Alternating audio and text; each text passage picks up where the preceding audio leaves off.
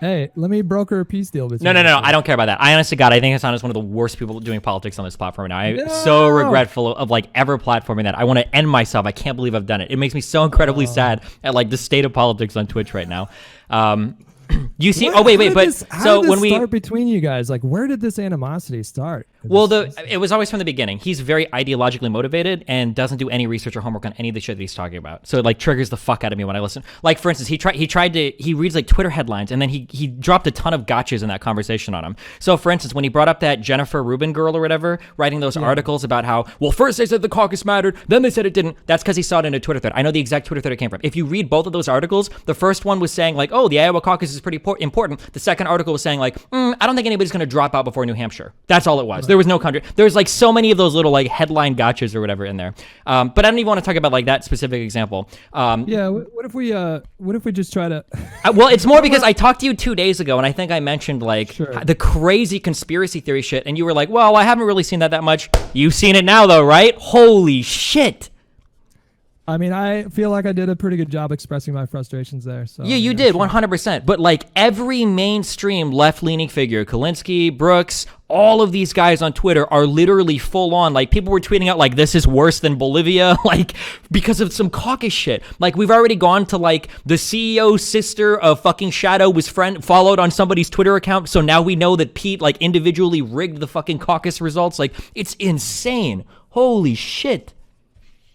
Yeah, it's. I mean, like, what do you think the Democrats have any kind of a chance of winning in 2020? If like, I think it's like first thing. I think it's like a 50-50. If this is the first thing out of the gate with the Iowa caucuses, the problem is that like the super nervous for the rest of the year, man. Yeah, the Bernie wing. So I want to be very careful when I say this, okay? I think Bernie is a cool dude. I don't have any. Well, I don't like a lot of his policies, but I'm not like ascribing any of this malice to Bernie. I don't think Bernie causes this. But the Bernie fan base. Do you remember the Ron Paulers back in 2012? Yeah.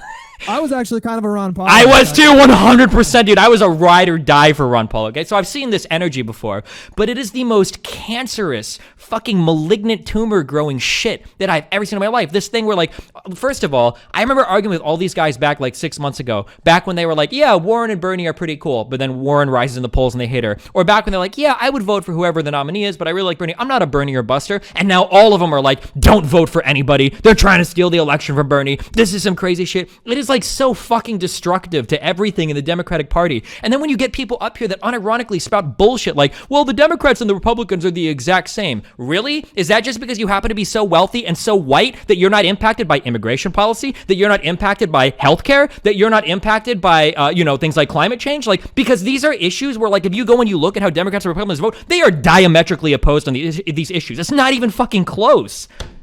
There are some issues where they can be pretty similar, like foreign policy. I would agree with them on that one. But the more domestic policies, there are wildly different, huge caverns between these two parties, mm-hmm. and I think it's really destructive to, especially with like young people. Especially for sure, if you have a bunch of young people that maybe they're just getting interested in the process. Even if you just got interested at the age of 18 years old, you've been studying politics and U.S. history and world history nonstop for 2 years. You're still like a newcomer. I'm not even going to let you walk through that one, because even the two examples that Hassan brought up were markedly not true. The way that we approached Iran was markedly different under Obama than we did for Trump. That's the difference between the Iran deal, the joint pact of action or whatever, versus like tearing all of that up and being antagonistic towards them and assassinating their fucking leaders, right? Like we knew who Soleimani was. Obama could have killed Soleimani if he wanted to, 100%. And he also like talking about how like, well, the Trump travel ban, that came from Obama's list. That was a list that was cultivated under Obama, but they didn't ban anybody from that country. They were just, they did heightened screening. They didn't do the 7-country travel ban. No, they did halt, well, I think they there was one for under Iraq. Oh, I'm sorry, go ahead. Well, let me finish. I'm sorry, I'm really hyped. Go for it. I like your energy too. Yeah. They halted immigration from Iraq for 6 months. But they did it with congressional consent. That was the big difference. Obama didn't do it unilaterally. He did it with Congress. And then Trump or Hassan talking about all these things like, why didn't Obama do this? Why didn't Obama do that? Obama didn't have the House and Senate for 6 fucking years. What is he supposed to do? Like, you can't on one hand go, oh, well, Democrats were doing all these things to expand the president's power, executive, blah, blah, blah, and then be like, well, why didn't Obama do all these things? Guess what? Bernie wouldn't have gotten fuck all done as well. You can't just fucking overrule the House and the Senate. That's not how our political system works. How would you push back against when they talk about how he didn't do enough to get single payer push? Because the stories that I remember reading was that he actually did try to. Yeah, they tried everything. Here's the big problem that people miss. People like this assume that every single person in the country is on board with their agenda, and it's the politicians that are fucking it up. Not only are they, first of all, discounting half the country that's fucking Republican, they also discount large swaths of the Democratic Party that isn't progressive. There are a lot of moderate/conservative, especially minority communities, people in the Democratic Party. Not all of these people are fully on board with fucking single-payer healthcare or these more socialized, if you want to call them, healthcare plans, which I think is a mistake. Empirically speaking and policy-wise, I'm fully on board with either multi-payer or single-payer healthcare programs, but not everybody wants that. You can't just magically push it through because you want that policy, and they're like, well, I don't know how they couldn't do it. Well, it's because not all the voters in the country wanted to, because a lot of people in the House would have lost their seats signing on to policies like that. A lot of people in the Senate would have lost their seats signing on to policies like that. Like, you can't just magically decree like a policy and expect everybody to be okay with it just because you want it.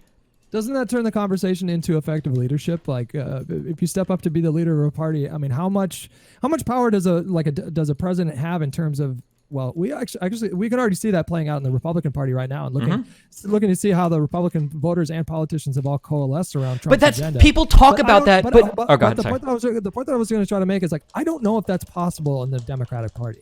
I don't think that we could ever have a single leader within the Democratic Party that could unify the party on the level that Trump has. We do. You know what her name is? It's fucking Nancy Pelosi, but nobody cares about her because she's not a fucking progressive. Pelosi has done an amazing job whipping votes in the House. But she doesn't have the approval of 90% of the electorate, though. Sure, maybe not, but fuck, who cares? Fuck the electorate, okay? Like, we can all sit here and jerk off over, like, well, the favorability ratings of the I don't care. What I care about is how effective are you at getting votes in the fucking House, right? We can go in AOC, we can jerk off over how cool she is when she gets on Twitter and she champions causes. What major legislation has she been able to get people to sign on to? It's not the Green New Deal. It's not nationwide rent control, right? At the end of the day, what really matters is getting votes for your legislation in Congress, and that's where Pelosi is a fucking queen. It's not the Justice Dems. It's not these crazy...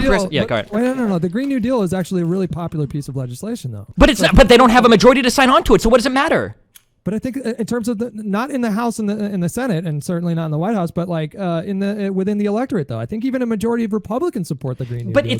But it's about maps, though. It's not just about the. This is like a huge mistake. I'm not saying you're making this, but I totally overlooked this like up until about a year ago. It's not about what do the national polls say. It's about what does the electoral map look like. How many representatives are going to lose their spot in Congress if you try to get them to sign on to some things? This is why so many people, progressives, miss this. Why people don't understand why are people so upset at the Justice Dems. When you're firing shots at Democrats that are winning in these purple districts while you're comfortably sitting in a plus 60 blue district, it doesn't make you brave. It doesn't make you courageous. You're just doing it from a seat that you can never lose, attacking people in vulnerable districts because they won't sign into some of the most extreme legislation that we've ever had proposed in our fucking Congress, like the Green New Deal, which is essentially a federal jobs guarantee program. But you can make the argument that AOC is laying the groundwork, though. You can make the argument that she's been pretty effective at changing hearts and minds. For sure, yeah, absolutely you can. But the thing is that, like you said, there is another game being played here. You have to have a mind for the political game. It's not just about national polls and Twitter followers. It's about how effective can you rally your actual Congress people and whip them to get votes without making them vulnerable in districts that they want. Because at the end of the day, that's all that matters. You know,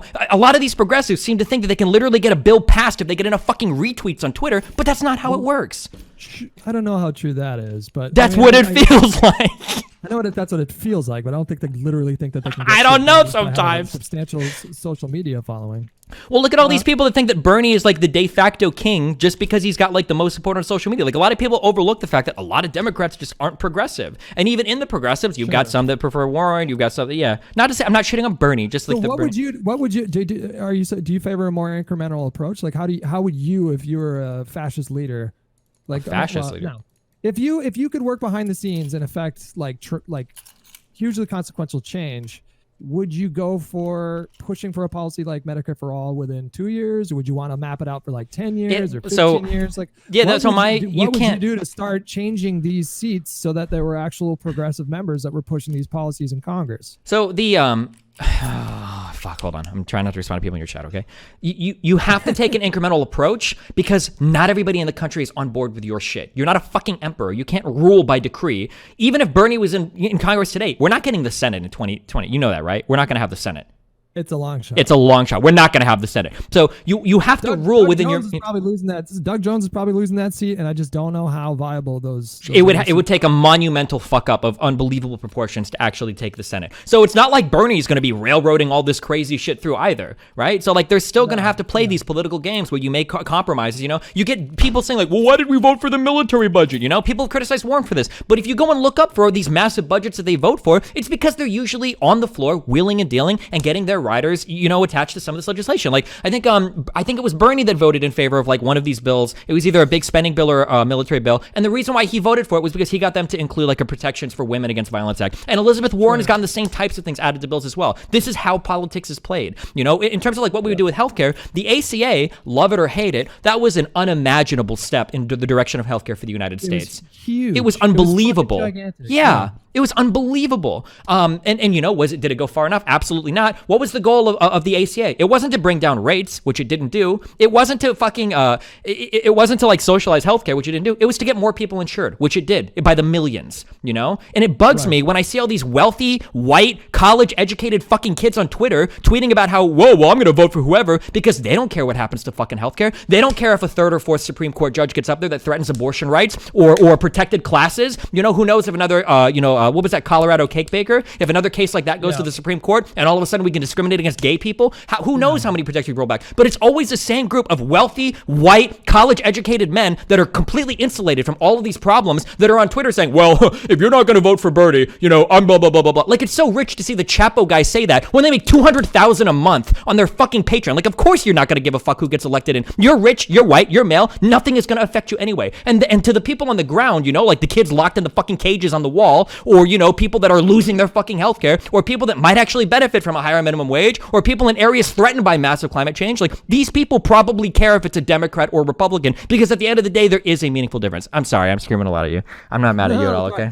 No, the Supreme Court, the issue of the Supreme Court is, in my mind, the most important issue on the ballot in 2020.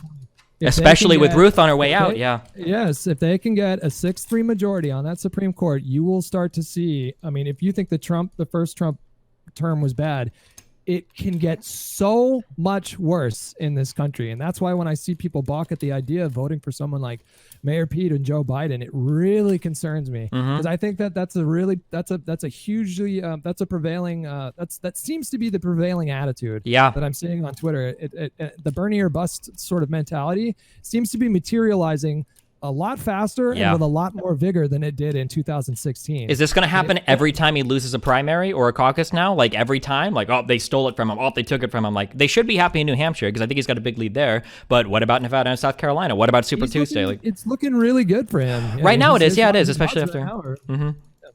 So maybe we don't even have to have this conversation about whether or not Bernie gets hopefully that this is a moot point and hopefully he does get the nomination. But I find the talk of, I find people that like discount these massive differences, these wild differences. And especially with the issue of the Supreme Court, like that's so scary, man. Or climate change. Is that a marginal issue? Sorry. No, that's not at all. I mean, one time I got into, never mind. I was going to say something, but like, yeah, these issues are hugely consequential, and hopefully this is a moot point. But I do gotta go and make dinner, and appreciate you coming in here. All right, I love you. Please, dude, I love listening to you because like the conspiracy theory shit is like mainstream now, and like this is so unbelievably fucking like I feel like I'm listening to the Trumples again. Remember when Trumples would post like the electoral maps, like look, this is a Trump nation, and they were just looking at all the rural county. Like Bernie people are doing this. It's all the fucking same rhetoric. It's insane to me. And with a conspiracy theory. Like, if Bernie would have come out winning, well, look, they tried to hide the results because he was winning. Now he comes out losing. Look, they were trying to rig the vote totals. You know, like, no matter what happens, you can always mold it to fit your conspiracy theory. It's just like the Jewish question shit.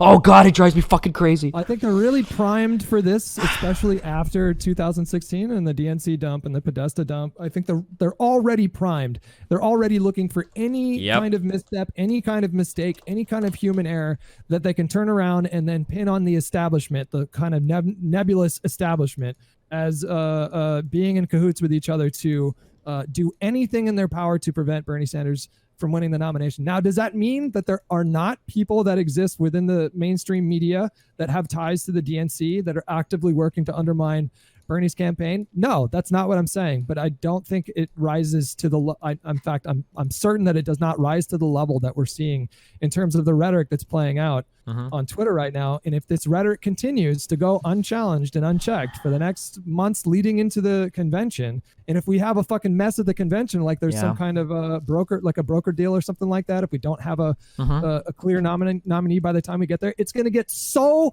much uglier than it did in 2016. And Donald Trump is all but guaranteed to win again in 2020. Ruth Bader Ginsburg is gonna fucking die soon. She's super old. She just had fucking she like slipped cancer. She's like fucking wheeling herself on fucking life support into the fucking courthouse, like trying to hold on. She's hanging in there with everything she's got, trying to make this last for as long as she fucking can, and that's all gonna go to waste if we continue to cannibalize each other, and if we fail to, we don't need to unite around every single issue. I've seen a lot of pushback from people like Michael Brooks saying, like, he hates the idea of unification, or he hates the idea of people pushing unity on him while he's trying to push for progressive values. And that's a person that I know you have issues with him, but I firmly believe that he is fully committed to this lifestyle and sees himself as an activist trying to affect change. But there needs to be some goddamn semblance of unity, if not around principles or policies or politicians. It should be around opposition to the current GOP party, which is without a doubt the most destructive force. Oh, also, don't ever let somebody tell you that the Democratic Party is number 2. Like when China is literally fucking genociding fucking an entire civilization of people right now, or the stuff going on in Kashmir. Like, when you have all these genocides, like, that is such a fucking stupid take that like the Democrats are right behind the Republicans. This false equivalency. I do think that Noam Chomsky did make that point, though. I think I don't care what the fuck Noam Chomsky said, but like, fuck, like there's a lot of horrible fucking shit. I'd be surprised if Noam Chomsky came out, because Noam Chomsky, unlike a lot of the fucking tankies that worship him, is not a tanky. I seriously doubt Noam Chomsky has come out in massive support of the Chinese government genociding the fucking Uyghur population in that country. No. Oh, I hope not, but...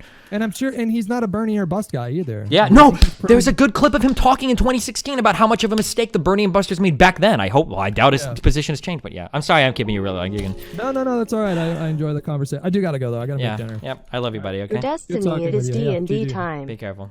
Bye. No matter what happened, like, there are 7 different narratives for no matter how this could have played out. If Bernie would have...